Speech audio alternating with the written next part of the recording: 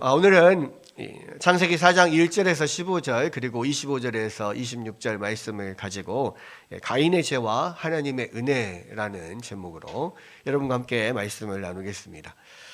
자, 우리가 이제 지난 시간까지 우리가 에덴 동산에서 일어났던 여러 가지 일들을 함께 살펴봤습니다.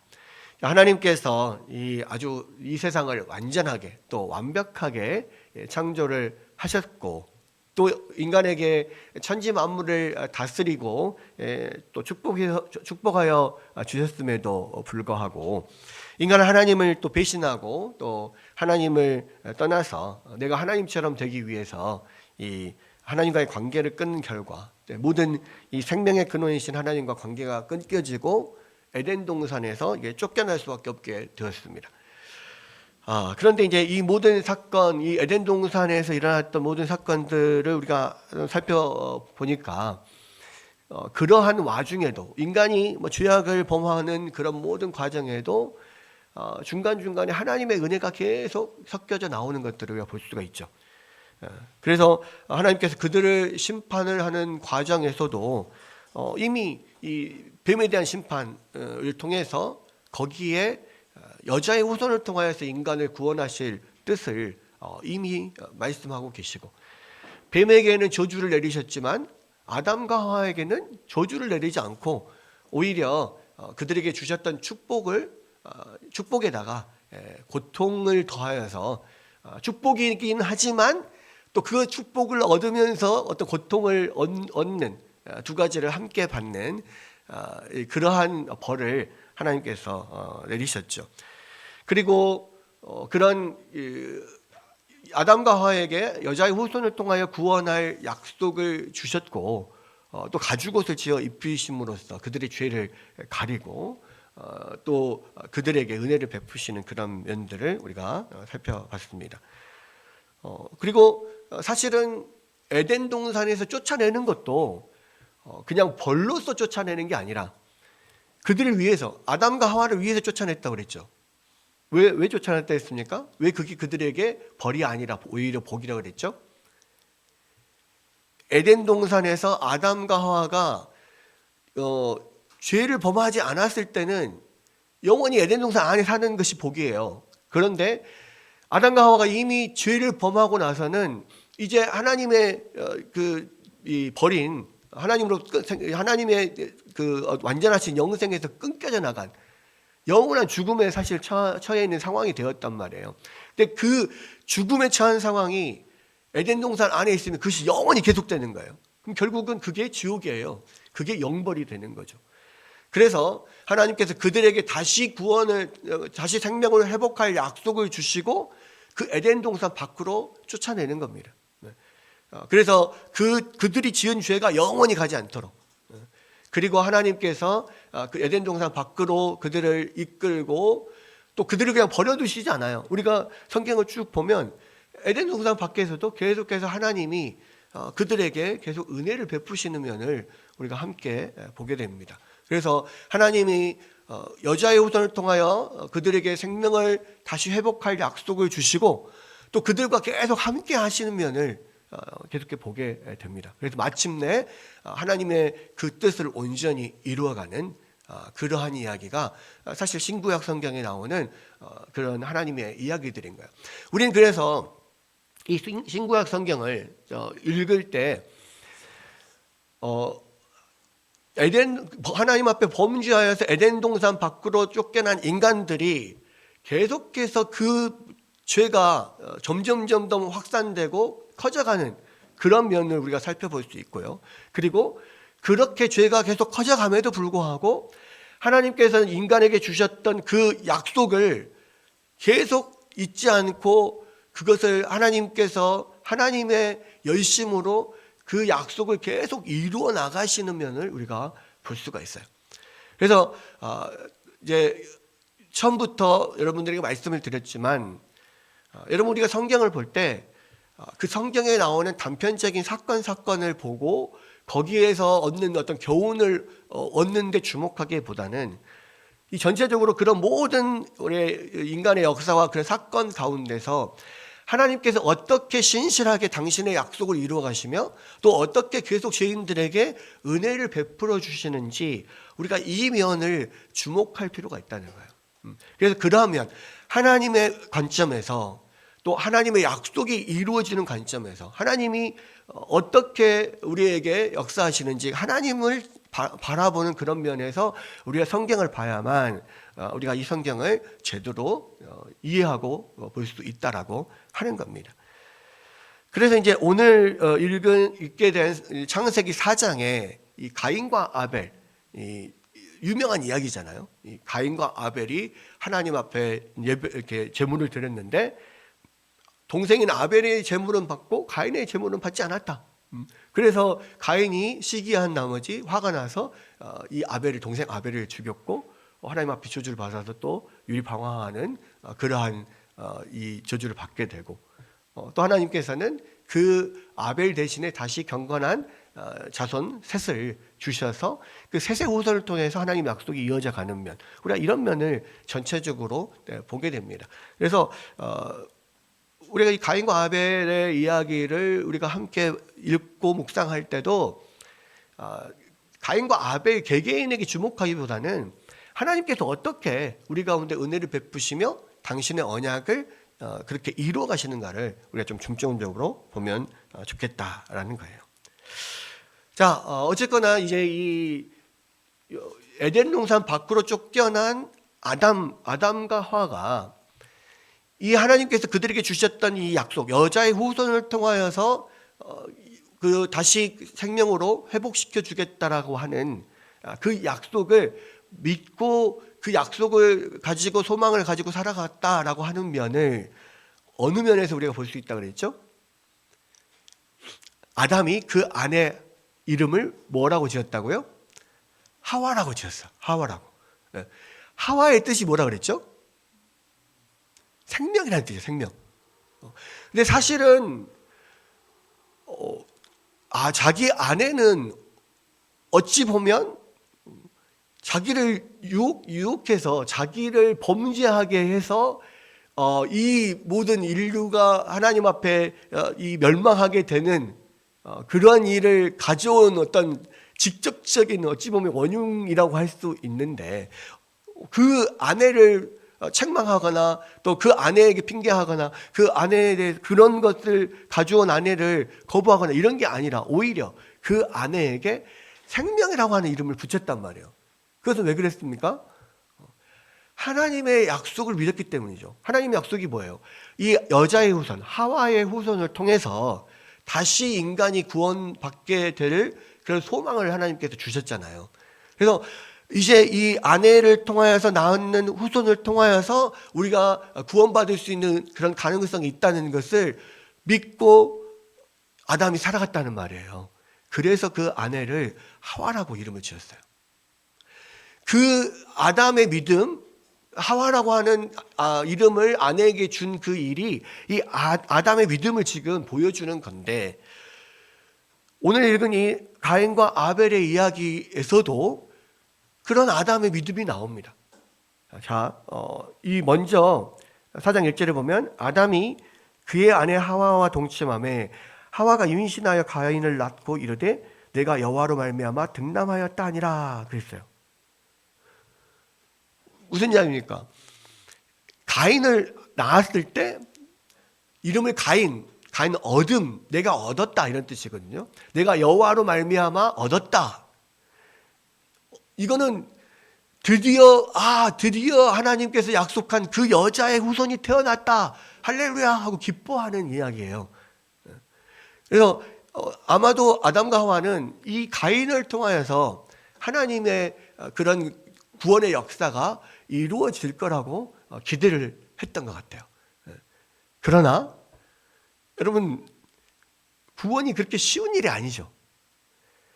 만약에 우리의 구원받는 것이 그렇게 쉽다면 예수님께서 생명에 이르는 구원에 이르는 길은 좁고 협착하여 찾는 이가 적다 이렇게 말씀하지 않았을 거란 말이에요. 그러니까 구원은 한 방에 끝나는 게 아니에요.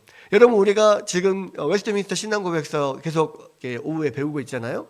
근데 거기에서 계속 제가 반복해서 말하는 게 뭐예요? 구원은 한 방에 얻는 게 아니다. 예수님을 믿겠다고 시인하는 순간 바로 구원 끝, 이게 아니라 그랬잖아요. 구원은 그 구원의 과정을 계속해서 걸어가야 된다고. 마지막 우리의 구원이 완성될 때까지 그 구원의 과정을 걸어가야 됩니다. 그런데 그게요, 하나님께서 아담과 하와에게 약속하셨던 그 구원도 마찬가지예요. 가인을 통해 여자의 후손, 여자가 하와가 낳은 아들, 첫 아들 가인을 통해서 한 방에 그냥 구원이 이루어지는 게 아니란 말이에요. 그러니까 이게 우리가 이 성경을 볼 때 성경을 통해서 하나님께서 우리 구원에 관하여서 계속 말씀해 주시는구나, 이러한 개념을 가지고 성경을 들여다볼 때 우리의 구원 안에도 이런 면들이 있구나를 더 알 수가 있는 겁니다.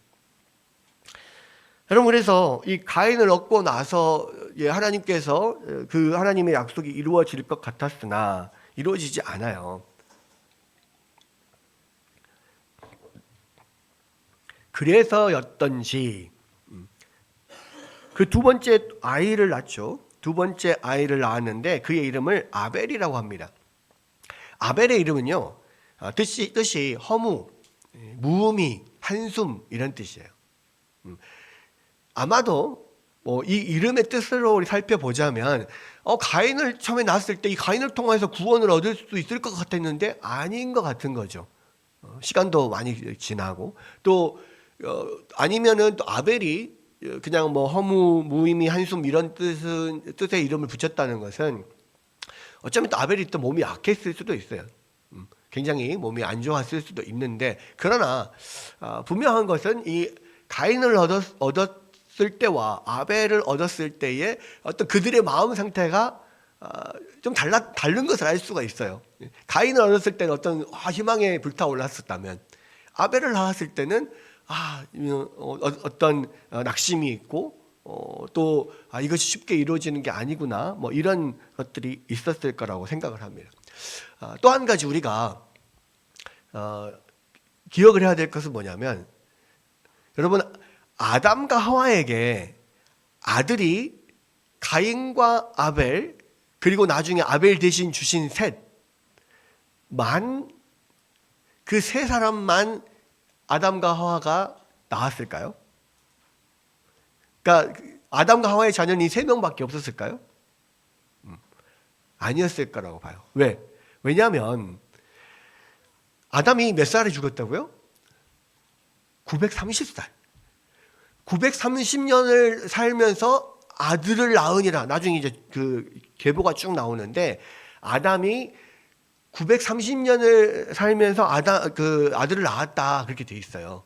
그러니까 이때는 하나님께서 자녀를 낳는 것을 하나님께서 축복으로 주셨잖아요. 생육하고 번성하고 땅에 충만하라라고 하는 축복을 주셨어요.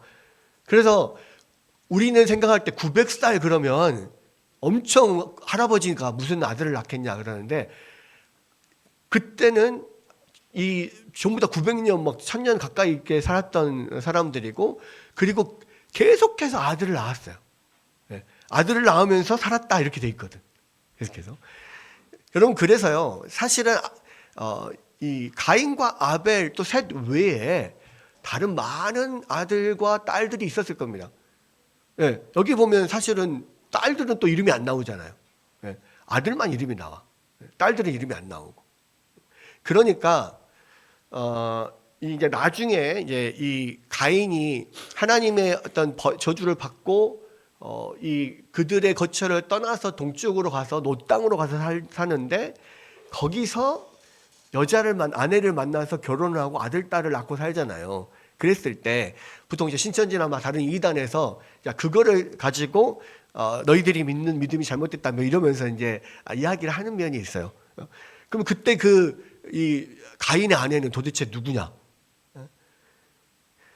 여러분, 지금 이 가인과 아벨과 셋은 어떤 상징적인 존재로서 여기 기록이 되어 있는 거예요.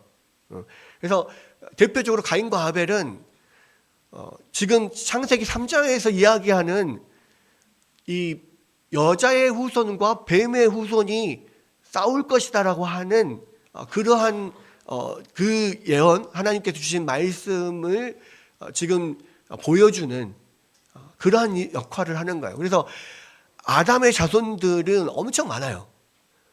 아담의 자손들 900년을 살면서 아들을 계속 낳았으니까 중간에 뭐 단절되는 것도 아니고 이거 몇 세에 또 아들을 낳을 수 있는 것도 아니에요. 근데 여러분 생각을 해보십시오. 한번 수학적으로 계산을 해봐요. 제가 봤을 때는 아담과 하와는 처음부터 어떤 세대 계속해서 아들을 낳을 것이고 낳은 아들이 또 좀 어느 정도 크면 또 아들을 계속 낳을 것이고 지금처럼 뭐 각 가정에 뭐 둘, 셋 뭐 이렇게만 낳을 것도 아니고 엄청나게 많이 낳았을 거란 말이에요. 그런데 우리가 그냥 단순 계산을 해보면 예를 들어서 우리가 한 세대를 현대의 기준으로 30년을 잡아요. 한 세대가 30년이다. 왜? 우리가 성장해서 결혼해서 아들을 낳았을 때가 한 30살쯤 될 거라고 그렇게 일단 보는 거예요. 그래서 한 세대가 30년 간격이다 이렇게 생각을 하면 예를 들어서 900년을 살았다 해요. 그러면 30년마다 한 세대가 생겨. 그러면 900년이면 이 30세대가 나오는 거예요. 30세대가. 아버지, 아들, 손자 이렇게 쭉 내려가는 게 아담 혼자서 아담이 처음부터 끝까지 죽을 때까지요. 30세대가 생긴다고요. 근데 한 세대에 최소한 둘만 낳는다라고 했을 때 한 사람이 둘 낳고 이렇게 해서 2의 제곱으로 갔을 때 그러니까 아담과 하와 처음에는 2명이에요. 근데 가인과 아벨 예를 들어서 둘을 낳았어요. 그럼 두 사람이 또 둘을 낳아요. 그러면 아담과 하와, 가인과 아벨 그리고 아들 두 사람 그러면 얼마예요? 총 그러니까 2명, 4명, 그다음에 8명 이런 식으로 이게 세대마다 제곱이 된단 말이에요. 제곱이 2의 제곱이 돼요. 이게 수학적인 기사니까 여러분 잘 생각해 보세요. 자, 그러면 아까 몇 세대가 나왔다 그랬죠? 30세대가 나와요. 아담이 이렇게 죽을 때까지 30세대가 나와요. 그러면 무슨 말이에요? 자손들이 2의 30승만큼 나온다고. 2의 30승. 2의 30승을 여러분 계산을 하면 어떻게 되냐면 먼저 2의 30승을 생각을 하면요.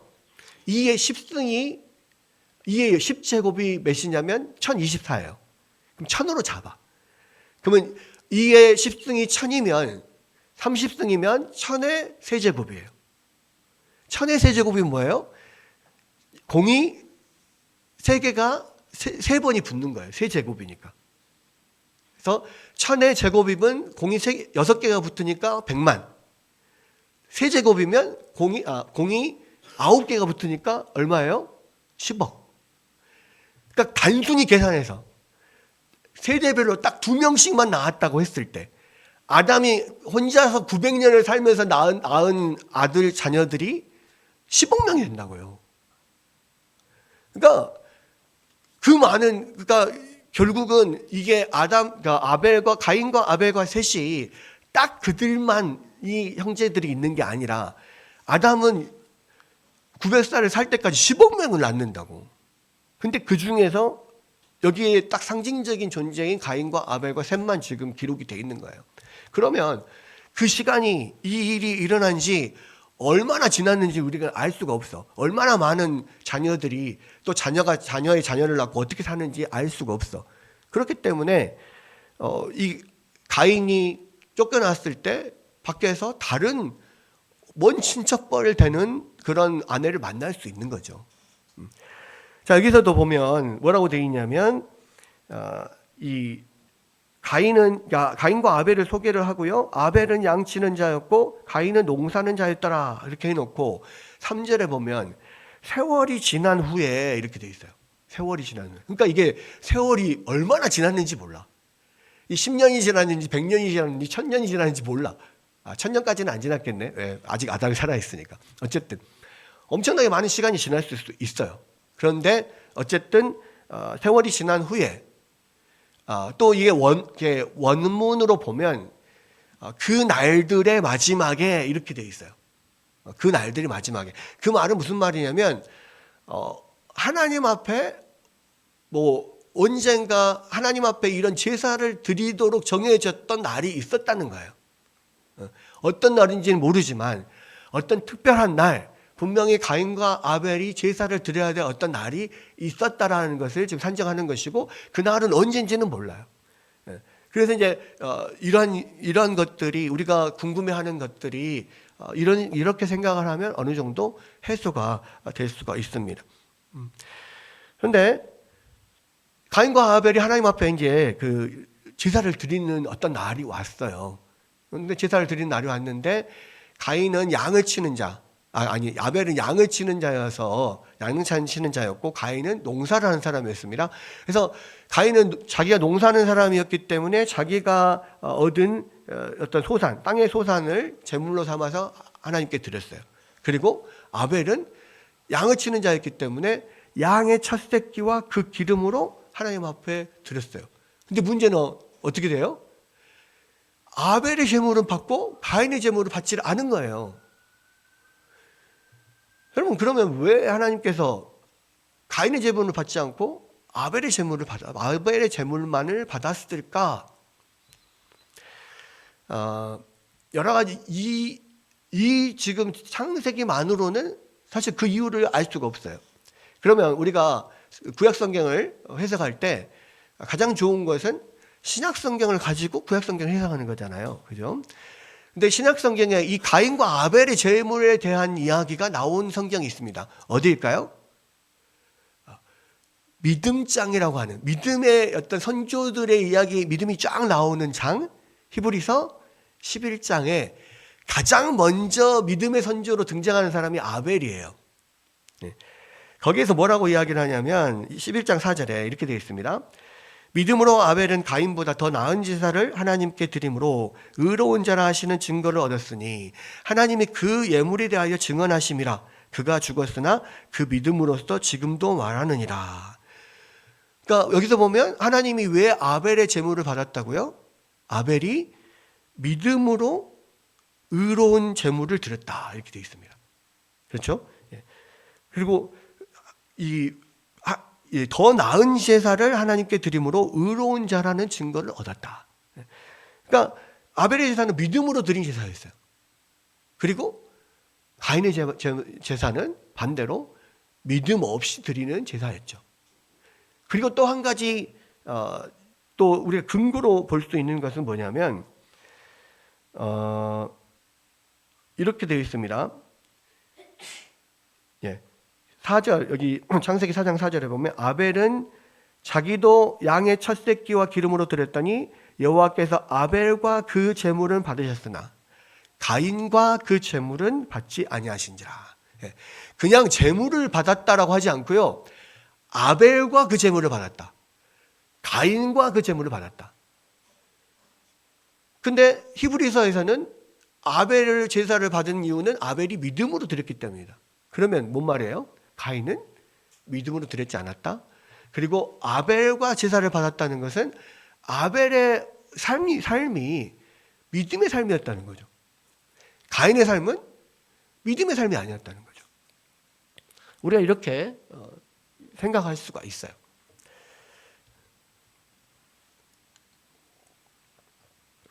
여러분, 그래서 사실은 우리가 하나님 앞에 똑같이 예배를 드려도요, 똑같이 제물을 드리고요, 똑같이 우리가 하나님의 자녀로 이 땅을 살아도 그 사람이 믿음으로 살고 그 사람이 믿음으로 하나님 앞에 제사를 드리고 예배를 드리는지, 아니면 그 사람이 믿음 없이 그냥 세상을 살고 그냥 믿음 없이 그냥 예배를 드리는지, 하나님은 중심을 보시기 때문에 그 다 아신단 말이에요. 근데 비극은 뭐냐면, 아니 세상에 하나님 앞에 예배를 안 드리고 제사를 안 드리는 세상 사람들이 하나님 앞에 벌을 받으면 그렇다라고 쳐요. 그런데 하나님 앞에 똑같이 나와서 똑같이 예배를 드리고 똑같이 하나님의 자녀로 사는데, 어떤 사람은 그 예물과 그 삶을 받고 어떤 사람은 그 예물과 삶을 받지 않는단 말이에요. 그 얼마나 무섭고 두려운 이야기입니까? 여러분, 그래서 우리가 하나님 앞에 드리는 예배와 또 주님 앞에 하나님 앞에 드리는 예물과 우리의 삶은요, 철저하게 믿음으로 드려야 돼요. 이 세상 교회는 다니는데 내가 하나님의 자녀라고는 하는데 세상에서 살아가는 것이, 학교에서 공부하고 직장에서 일하고 그냥 세상에서 살아가는 것이 전혀 그의 믿음이 드러나지 않는 삶이라면요, 하나님이 받으시지 않아요. 그런 사람이 주님 앞에 드리는 예물과 예배도 하나님께서 기뻐하지 않으신다고. 여러분, 우리가 그것을 살펴봐야 돼요. 여러분, 지금 주님 앞에 드리는 이곳에서 하나님 앞에 드리는 예배, 이 예배가 정말로 하나님이 받으시는, 하나님이 기뻐하시는 예배일까? 나의 예배는 과연 가인의 예배일까? 아벨의 예배일까? 여러분, 한번 살펴보시기 바랍니다. 여러분, 그리고 믿음의 제물이라고 그랬는데요, 믿음은 뭐냐? 믿음으로 산다는 게 도대체 뭐냐? 지금 창세기 3장에서부터 하나님께서 아담에게 약속하신 게 있잖아요. 그죠?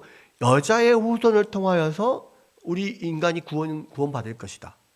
그 하나님의 은혜와 또 그 소망 안에서 그 말씀을 믿고 붙들고 살아가는 삶이 믿음의 삶인 거예요. 그죠?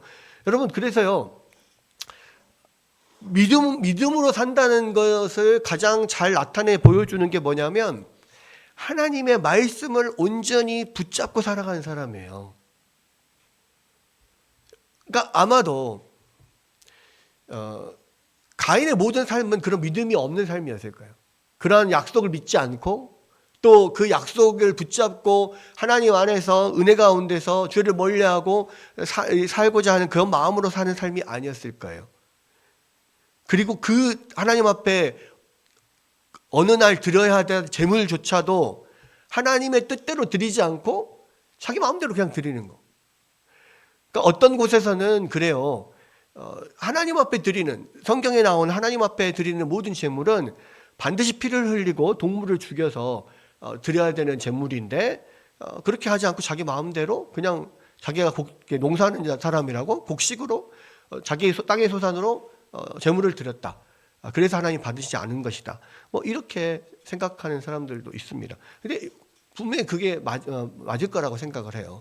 근데 또 한편으로는 나중에 이제 율법이 주어졌을 때 소제라고 하는 곡식으로 드리는 제사도 있다는 말이에요. 그래서 곡식으로 드리는 제사는 절대 안 된다, 이것은 아닐 거예요.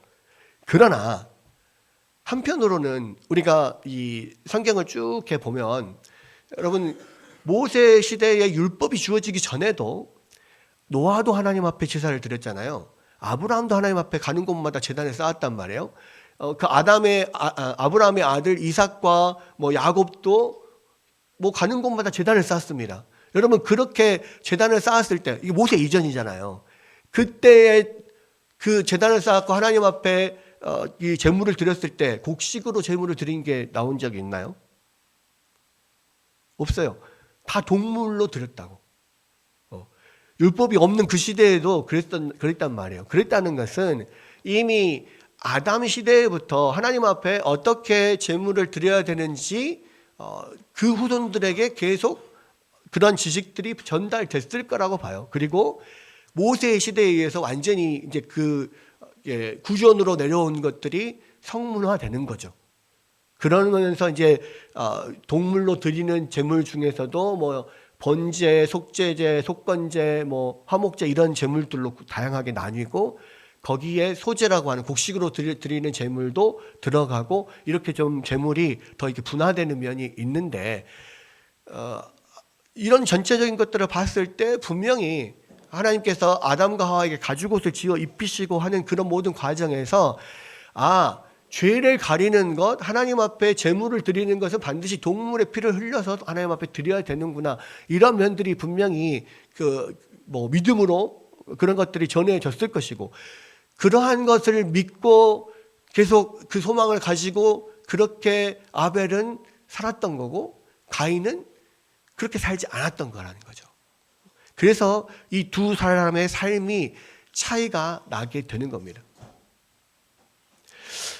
여러분, 제가 되게 마음 가운데 참 걱정도 되고 고민도 되는 것 중에 하나는 뭐냐면 여러분, 아담과 하와 정말 그 직접 하나님으로부터 그런 언약을 받고 그 소망을 가지고 살아가는 그 아담과 하와가 낳은 자녀들 가운데도요, 이렇게 아벨과 같이 믿음으로 사는 자녀가 있는가 하면 가인과 같이 믿음 없이 사는 자녀가 있단 말이에요. 분명히 성경은 이후로 믿음으로 사는 사람들이 하나님의 약속의 자녀들이고, 믿음 없이 사는 사람들은 뱀의 후손들, 믿음 없이 하나님의 약속에서 떠나 있는 사람들이라고 이야기를 합니다. 그래서 하나님께서 그 창세기 3장에서 이 뱀의 후손과 여자의 후손이 계속해서 갈등을 할 것이고 계속 싸울 거라고 이야기를 하잖아요. 그것이 단수로서 나중에 오시는 참 후손인 예수 그리스도와 이 적그리스도인 사탄을 이야기하는 면도 있지만, 그 역사 가운데서 여전히 아담의 자손들 가운데 이 뱀의 자손들, 믿음 없이 사는 뱀의 자손들도 있고, 그 약속을 붙잡고 사는 그러한 이 여자의 후손들, 믿음의 자녀들도 분명히 있는 거예요. 그리고 그 이후에는 계속해서 그 대립이 나오는 거예요. 그래서 사실은요, 제가 오늘 이 말씀의 제목을 그냥 좀 약간 영화 제목처럼 전쟁의 서막 이렇게 처음에는 정했었어요. 왜? 이 가인과 아벨에서부터 이미 아담의 그 후손, 그러니까 여자의 후손과 뱀의 후손의 갈등이 계속 나오거든. 그랬다가 이거 너무 추상적일 것 같아서 가인의 죄와 하나님의 은혜라고 제목을 달았습니다. 왜? 사실은 여기에 역사하는 하나님의 은혜가 훨씬 더 큰 것이기 때문에 거기에 초점을 두려고 지금 이야기를 한 건데요. 그러나 분명한 것은요, 한 가정 안에서도 믿음의 자녀가 있고 믿음을 잃어버리고 자기 마음대로 사는 자녀가 있다는 거예요. 이것이 정말 어찌 보면 안타깝기도 하고, 이러한 가운데서도 더 하나님 우리 가정이 온전히 믿음으로 살 수 있도록 하나님이 우리를 인도하여 주시옵소서, 그런 기도를 하면서 지금 이렇게 살아가고 있는 상황인데, 정말 이런 부분들 우리가 늘 기억해야 됩니다. 그래서 정말 하나님의 자녀, 우리의 자녀들을요, 하나님의 사람, 믿음의 사람, 여자의 후손들로서 그렇게 살아갈 수 있도록 계속해서 기도하고 양육하고 하는 것이 필요하다는 거예요. 여러분, 그래서 결국은 그러니까 아벨의 제사는 하나님 앞에 믿음으로 드렸던 것이고, 가인의 제사는 믿음 없이 죄 가운데서 드렸던 제사였기 때문에 받지 않으셨다, 이렇게 볼 수가 있어요. 근데 문제는 뭐냐면요, 이미 그 삶이 하나님의 말씀에서 떠나 있는 삶은요, 결국 죄를 범하는 그 일로 빠질 수밖에 없는 거예요. 그래서 결국 사실은 만약에 하나님께서 나의 예물을 받지 않으셨다라면, 우리 같으면 왜 내 재물을 하나님 받지 않으셨지? 내가 뭐가 문제지? 내가 무슨 하나님 앞에 범죄한 게 있나? 자신을 살펴볼 거예요. 근데 가인은 그렇지 않아요. 자신을 살펴보지 않고 오히려 이 하나님께 분노해. 왜 나는 안 받아줘? 그리고 나는 안 받고 동생 거는 받았으니까 동생을 시기를 해. 그의 미움이 계속 그 미움이 커져갑니다. 그래서요, 하나님을 향한 분노가 결국에는 동생에게 향해요. 왜? 하나님은 내가 막 성질이 나도 하나님은 내가 어떻게 할 수가 없잖아. 근데 동생은 내가 어떻게 할 수 있거든. 그러니까 하나님께 분노하잖아요. 그러면 그 분노가 사람에게 간다고. 여러분, 그래서 사실은 모든 우리가 인간에게, 어떤 사람에게 범하는 죄는요, 사실 그 근원은 하나님께 대한 죄예요. 사람을 미워하는 것도 결국은 하나님께 대한 죄가 그쪽으로 간 것이고요. 지금 여기서 그 미움 때문에 가인이 아벨을 죽였잖아요, 자기 동생을. 거기까지 아무리 화가 나도 동생을 죽이는 데까지 갔다라고 하는 것은요, 결국은 그 믿음 없이 살았던 그 삶이 결국은 완전히 이러한 어떤 계기를 통해서 죄로 완전히 기울어져 버리고 다시는 돌아올 수 없는 그런 강을 건넌 거죠. 선을 넘어버리는 거예요. 그런데 가인의 마음 가운데 이 아벨을 미워하는 마음이 생기고 그 아벨을 죽이고 싶은 마음이 들었을 때 하나님께서 다시 가인을 찾아가세요. 여기서 보면 뭐라고 합니까? 몹시 분하여 안색이 변했어요. 그랬더니 여호와께서 가인에게 이르시되 네가 분하여 함은 어찌 됨이며 안색이 변함은 어찌 됨이냐?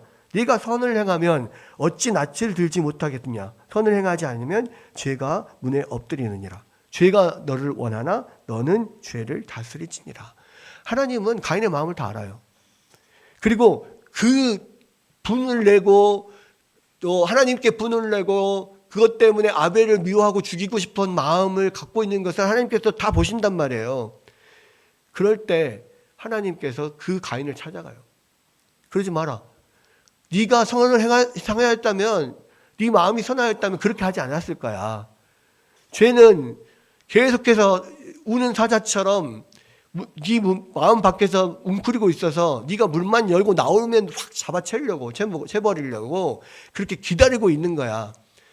네가 점점 분노해서 점점 그게 끌어올라서 이제 뚜껑 열렸을 때 그때 죄가 너를 확 사로잡아서 너를 죄에 빠지게 만들 거란 말이야. 그러지 말아라. 하나님께서 분명히 경고를 했어요. 그런데 이미 그렇게 평소에 믿음으로 살지 않는 사람들은 그렇게 어떤 그 상황이 되고 죄가 우리 공격을 했을 때요, 하나님께서 계속해서 주변 사람들을 통해서 말씀을 통해서 계속 아니다라 말씀하시는데도 불구하고 그것을 다 묵살해버려요. 오직 그것만 보는 거지. 거기만 막 보이는 거지. 그리고 결국 어느 날 가인이 아벨을 들로 불러서 죽이는 사건이 일어납니다. 여러분, 아담과 하와가 죄를 범했을 때도 계속해서 하나님께서 찾아가시고 그 죄에 대해서 고백하게 계속 이야기하고 해도 계속 그것을 피했잖아요. 피하고 핑계하고 했잖아요. 그 자녀들도 마찬가지, 가인도 마찬가지인 거예요. 하나님 계속 찾아가서 그 죄에 대해 책망하고 그러지 말아라, 회개하라, 회개의 기회를 주시는데도 결국은 죄를 범해요. 그것도 끔찍한 동생을 죽이는 그 죄를 범해요. 그 죄를 범한 죄인인 가인에게 또 하나님 또 찾아가십니다. 그러면서 뭐라고 이야기하십니까? 가인에게 이르시되 하나님이 내 아우 아벨이 어디 있느냐 이렇게 물어봐요. 그러니까 이 가인이 뭐라 그래요? 내가 어떻게 알아요? 내가 동생 지키는 사람입니까? 뭐 이렇게 이야기해요. 여러분, 하나님이 모르고 찾아가실까요? 다 알고 찾아가시잖아요. 그런데 다 알고 찾아가심에도 불구하고 모른 척해요. 자기가 범죄했는데. 그리고 오히려 반항해요. 내가 동생 지키는 사람입니까? 하나님이 물어봤는데 내가 동생 지키는 사람입니까? 뭐 억울한 거야 자기는. 뭐가 억울해? 범죄해놓고 오히려 자기는 억울해. 왜? 그게 다 하나님 때문이야 이런 마음인 거지. 내 재물을 받아줬으면 내가 이런 일을 했겠어? 모든 죄인은요 계속 자기 합리화를 해요. 하나님이 이렇게 찾아가서 물어보시는 건 뭐예요? 회개할 기회를 다시 주시는 거거든. 근데도 회개하지 않아요. 잘못한 거 없다는 거지. 이거 하나님 때문이라는 거지. 그랬을 때 하나님께서 네가 도대체 무슨 짓을 했냐? 너의 동생의 피가 땅에서 지금 나한테 계속 호소한다. 그러면서 이미 하나님께서 다 네가 그런 분노로 인해서 동생을 죽였다는 것을 다 아시는 거예요. 지금 하나님께서 지금 두 번의 기회를 주셨잖아요. 근데도 회개하지 않았어요. 그러니까 하나님께서 마지막 그런 벌을 내리죠. 여러분, 하나님은요 우리에게 계속해서 이런 악인이고 죄인인 우리에게요 계속해서 회개의 기회를 주셔요. 근데 계속 우리는 자꾸 그것을 밀어내고 막아버리죠. 여러분들이 범죄했을 때, 하나님이 잘못했을 때, 여러분 성령께서 계속 여러분에게 그 죄를 깨닫게 합니다. 설교를 통해서 듣게 하죠. 어느 날 말씀을 통해서 나를 책망하게 하죠. 아니면 심지어는 그냥 옆에 사람을 통해서 그런 말을 할 수가 있어요. 여러 가지 사인을 통해서 계속 네가 잘못 살고 있다, 범죄했다 말을 하는데 우리는 계속 그걸 밀어내요, 튕겨내요. 마지막까지 그 하나님의 음성을 거부하고 마지막 문 딱 닫고 들어가면 거기가 지옥인 거예요. 지옥에 가는 사람들은요 결국은 계속해서 주시는 회개의 기회를 밀어내고 거부하다가 마지막 끝까지 딱 거부를 하면은 거기가 지옥인 거야. 여러분, 그렇게 지옥 가는 거예요. 여러분, 그래서 하나님께서 우리의 마음의 양심을 찌를 때요, 이 가인처럼 반항하지 마시고, 하나님 때문에 그랬잖아요. 내가 동생을 지키는 자예요. 이렇게 하지 마시고, 하나님 잘못했습니다. 엎드려야 돼요. 이게 계속되잖아요. 동생을 지키지 않습니까? 내가 뭘 잘못했습니까? 계속 이렇게 가잖아요. 그러면 결국 그 마지막에 지옥 가는 거야. 하나님은 계속 기회를 주시는데 우리는 계속 피해. 여러분, 결국은 하나님은 마지막 기회를 주셔도 안 되면 마지막에 심판을 내리는 거예요. 보십시오. 이렇게 돼 있죠. 예. 땅이 그 입을 벌려 내 손에서부터 내 아우의 피를 받았은즉 내가 그 땅에서 저주를 받으리니 내가 밭을 갈아도 땅이 다시는 그 효력을 내게 주지 않을 것이요 너는 땅에서 피하여 유리하는 자가 되리라. 하나님께서 마지막 저주를 내립니다. 이제 아담과 하와에게는 범죄했을 때 저주를 내리지 않았죠. 그런데 이제 가인에게는 저주를 내려요. 왜? 그 말은 여자의 후손을 통하여서 하나님의 그 주신 언약, 약속을 통하여서 구원받을 백성이 아닌 거야, 이제. 스스로 그 길로 나간 거예요, 지금. 그래서 저주를 받게 돼요. 스스로 이제 뱀의 후손이 돼버리는 거지. 여러분, 그래서 이 가인에게도 결국은 그 하나님의 그 저주가 임하고요. 유리방황하는 자가 돼요. 더 이상 땅을 아무리 농사하는 자인데 아무리 농사를 지어도 땅에 소산을 내지 않는 저주를 받았어요. 그리고 한 곳에 정착할 수 없고 계속 유리방황하고 떠돌아다녀야 되는 그러한 저주를 받게 돼요. 그런데 여기에 대해서 이렇게 받았을 때요, 그때라도 진짜 그 마지막이라도 하나님 잘못했습니다. 진짜 잘못했어요. 용서해 주십시오. 이렇게라도 했으면 하나님께서 용서요 해 주실 수도 있어요. 왜? 성경에 보면은 엄청난 악한 왕들조차, 므낫세 같은 막 엄청난 악한 왕들조차 마지막 말년에 회개하니까 하나님께서 용서해 주셨어요. 어떻게 저런 악인을 용서해 줄 수 있지? 그럴 정도인 악인인데 하나님 회개하니까 용서해 주셨다고.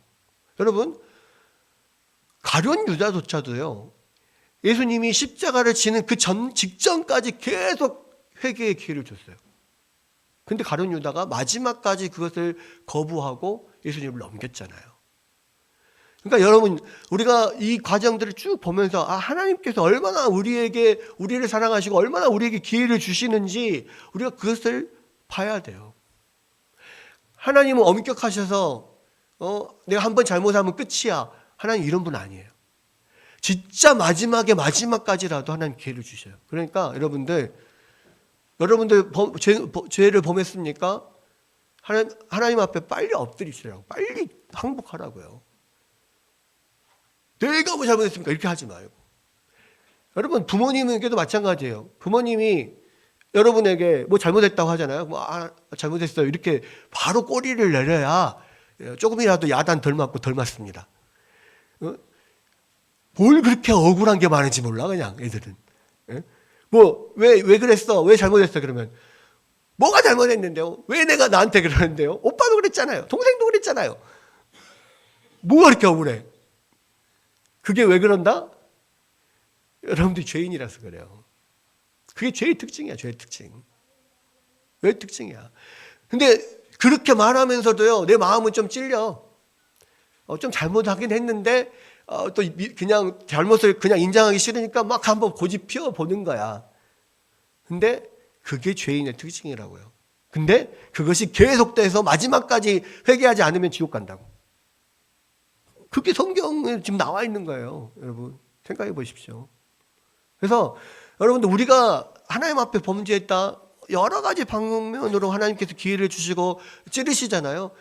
그냥 엎드리고 하나님 잘못했습니다, 회개해야 돼요. 하나님은 얼마나 놀라우시고 은혜로우신 분인지, 이렇게 마지막 가인에게 최종 판결을 내렸음에도 불구하고요, 가인이 하나님한테, 하나님 너무 죄가 무거워요 지금.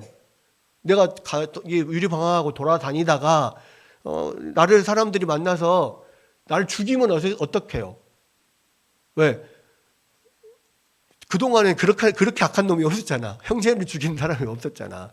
근데 그렇게 악한 사람이라는 것을 알고 사람들이 나를 죽일 수도 있을 것 같은 거야. 자기 생각에. 그러니까 하나님 너무 무거워요. 그랬더니 하나님이 뭐라고 합니까? 마땅히, 너는 마땅히 그렇게 당해도 싼 놈이야. 그러니까 네가 그것을 감당해. 이렇게 하지 않고 뭐라고 합니까? 내가 너에게 표를 주어서 사람들이 너를 죽이지 않도록 하겠다라고 합니다. 심지어는 그 죽어 마땅한 죄인인 가인에게조차도요, 또 하나님이 은혜를 베푸시는 거예요. 물론 가인이 다시 구원받을 기회는 없어요. 다시 하나님의 언약의 자손으로서 그렇게 살아갈 기회는 없어요. 그러나 그렇게 악한 가인에게조차도 또 하나님 호의를 베푸시는 거예요. 여러분, 하나님은 이런 분이세요.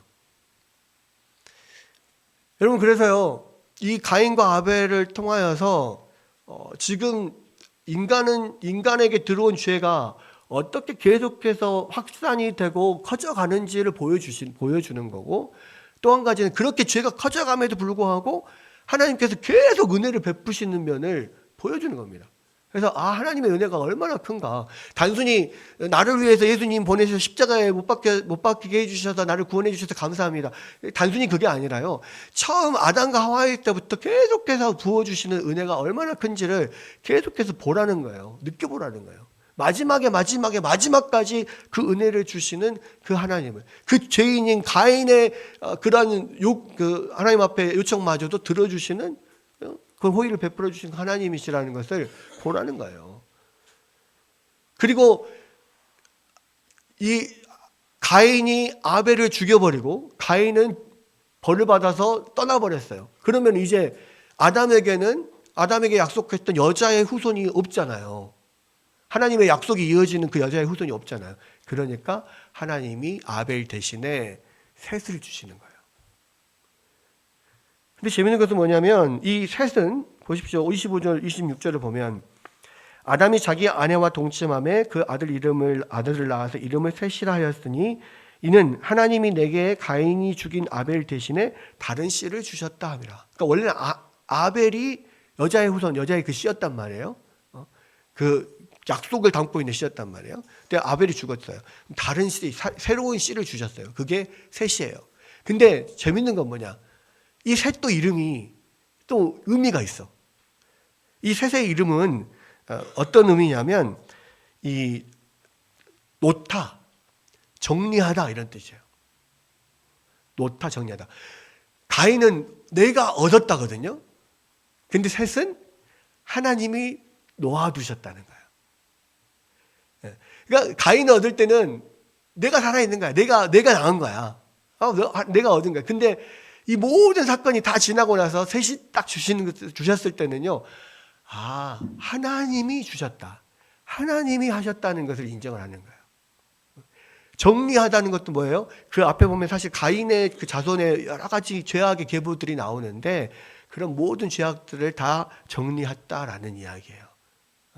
여러분, 그래서 인간의 죄로 인하여서 또 하나님의 약속이 끊길 그런 상황에서 하나님은 그 약속을 신실하게 이어가기 위해서 또 다른 이 약속의 씨앗을 그들에게 주셨다는 거예요. 이것이 바로 뭐냐면 인간은 계속해서 하나님의 약속을 죄로 끊어먹는데요. 하나님은 그 가운데서도 하나님의 열심으로 계속 그 약속을 이루어 가시고 마침내 그 마지막 그 여자의 후손인 예수 그리스도가 이 땅에 오시기까지 하나님이 그 일을 하나님의 열심으로 이루신다는 말이에요. 그래서 우리의 구원은요, 우리에게 달려있는 게 아니야. 오직 하나님께 달려있는 거예요. 하나님이 그것을 이끌어 가시는 거라고. 우리는 다만 그 하나님의 말씀을 믿고 의지하고 그 소망을 가지고 그 약속을 따라 나아가는 거예요. 그러나 그것이 완전하지 않아요. 때로는 넘어질 때 있어요. 죄를 범할 때 있고, 그래서 그 죄로 인해서 약속에서 끊겨질 때도 있을 거예요. 그럴 때 우리가 어떻게 해야 된다? 하나님 앞에 다시 회개하고 하나님을 붙들고 돌아와야 된다. 거부하지 말고 하나님 우리 가운데 계속 회개의 기회를 주셔요. 그 은혜를 계속 주신다고. 그 하나님의 은혜를 받아들이고 온전히 하나님을 의지하고 나아가야 돼요. 그것이 우리의 믿음의 삶이라는 거예요. 아무도 범죄하지 않은 사람 없어요. 다 범죄하고 쓰러지고 넘어져요. 그러나 그때마다 다시 일어나서 다시 하나님 앞에 회개하고 다시 하나님을 붙들 때 하나님은 그런 연약한 우리들을 이끄셔서 마침내 하나님의 뜻을 이루신다고요. 그것이 성경이 보여주는 내용입니다. 여러분, 예수님께서 다시 오시는 그날까지 지치고 쓰러지고 넘어지고 약해지고 유혹에 넘어가고 그런 일들 많이 있을 거예요. 그러나 그럼에도 불구하고 주님을 붙들고 다시 회개하고 믿음으로 그렇게 살아가는 여러분들 되시기를 주의 이름으로 축원합니다.